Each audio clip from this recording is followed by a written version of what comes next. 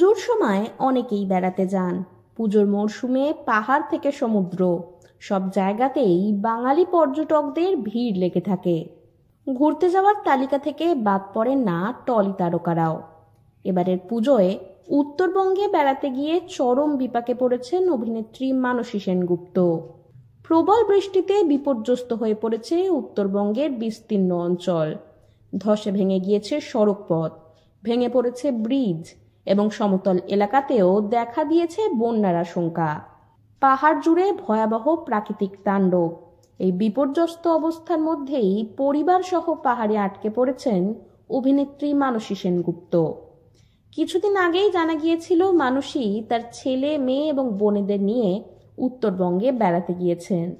সেখানে তারা একটি এয়ারবিএনবিতে থাকছিলেন এবং পরিকল্পনা ছিল আশেপাশের বেশ কয়েকটি পর্যটন স্থল ঘুরে দেখার। কিন্তু দুর্যোগের কারণে তাদের যাত্রাপথ বন্ধ হয়ে যায়। পাহাড়ি রাস্তায় ধস নামায় তারা আটকে পড়েন।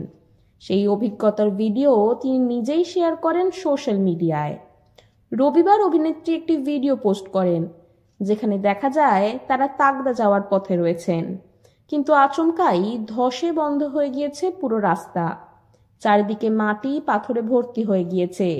সেই মুহূর্তের ভিডিও শেয়ার করে মানসী লেখেন, তাগদার রাস্তায় ধস। ভিডিওটিতে দেখা যায় স্থানীয় প্রশাসন ও কিছু মানুষ পরিস্থিতি সামাল দেওয়ার চেষ্টা করছেন।